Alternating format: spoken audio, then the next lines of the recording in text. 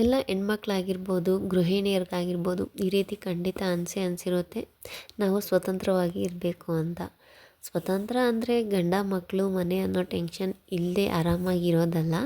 ನಾವು ಜೀವನದಲ್ಲಿ ಹೆಂಗಿರಬೇಕು ಅಂತ ಅಂದ್ಕೊಂಡಿರ್ತೀವೋ ಆದರೆ ಯಾವುದೇ ರೀತಿಯಾದಂತಹ ತಯಾರಿ ಮಾಡಿರಲ್ಲ. ಹಾಗೆಯೇ ನಾನು ಸಹ ಎಷ್ಟೋ ದಿನದಿಂದ ಅಂದ್ಕೊಂಡಿದ್ದೆ ಯೂಟ್ಯೂಬ್ ಸ್ಟಾರ್ಟ್ ಮಾಡಬೇಕು ಅಂದ್ಕೊಂಡು.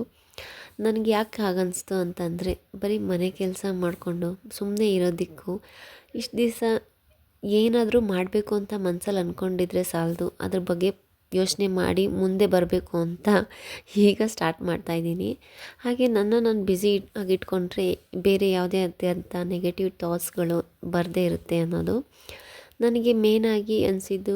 ಎಲ್ಲರೂ ಅವ್ರವ್ರ ಲೈಫಲ್ಲಿ ಕೆಲಸ ಅದು ಇದು ಅಂತ ಬ್ಯುಸಿ ಇದ್ದಾರೆ, ನಾನೇನು ಮಾಡ್ತಾಯಿದ್ದೀನಿ ಅಂತ ನನಗೆ ಕ್ವಶನ್ ಬಂತು. ನೋಡೋಣ, ಆಚೆ ಹೋಗಿ ಕೆಲಸ ಮಾಡೋದಕ್ಕೂ ಆಗಲ್ಲ, ಯಾಕಂದರೆ ನನಗೊಬ್ಬಳು ಮಗಳಿದ್ದಾಳೆ, ಚಿಕ್ಕ ಪಾಪು, ಅಂದರೆ 2 ಇಯರ್ಸ್ ಇದೆ. ಅವಳಿಗೋಸ್ಕರ ಮನೇಲಿ ಇರಲೇಬೇಕು. ನೋಡೋಣ ಅಂಥ ಸುಮ್ಮನೆ ಇರೋದು ಹೇಗೆ ಅಂದ್ಬಿಟ್ಟು ಕೊನೆಯದಾಗಿ ಯೂಟ್ಯೂಬ್ ಬಗ್ಗೆ ತಿಳ್ಕೊಂಡೆ. ಈಗ ಯೂಟ್ಯೂಬ್ ಸ್ಟಾರ್ಟ್ ಮಾಡೋಣ ಅಂತ ಅಂದ್ಕೊಂಡು ಮುಂದೆ ಬಂದಿದ್ದೀನಿ. ನಿಮ್ಮ ಸಹಕಾರದಿಂದ ನಾನು ಒಂದಲ್ಲ ಒಂದು ದಿವಸ ಸಾಧಿಸ್ತೀನಿ ಅನ್ನೋ ನಂಬಿಕೆಯಿಂದ ಪ್ರಾರಂಭ ಮಾಡ್ತಾಯಿದ್ದೀನಿ.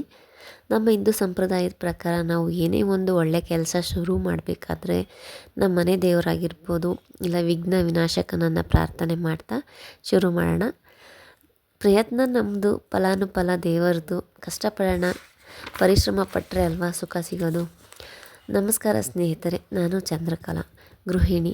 ನನಗೆ 2 ಮುದ್ದಾದ ಹೆಣ್ಣು ಮಕ್ಕಳಿದ್ದಾರೆ. ನಮ್ಮ ಮನೆಯಲ್ಲಿ ನಾನು, ನಮ್ಮ ಯಜಮಾನರು, ಹಾಗೆ ಅತ್ತೆ ಮಾವ ಮೈದುನ, ಇಷ್ಟು ಜನ ಇದ್ದೀವಿ.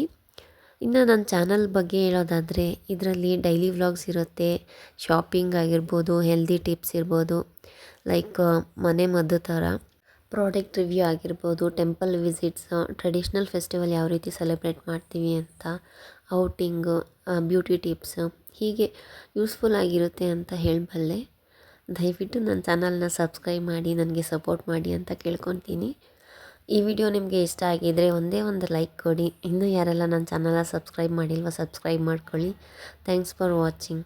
ಧನ್ಯವಾದಗಳು.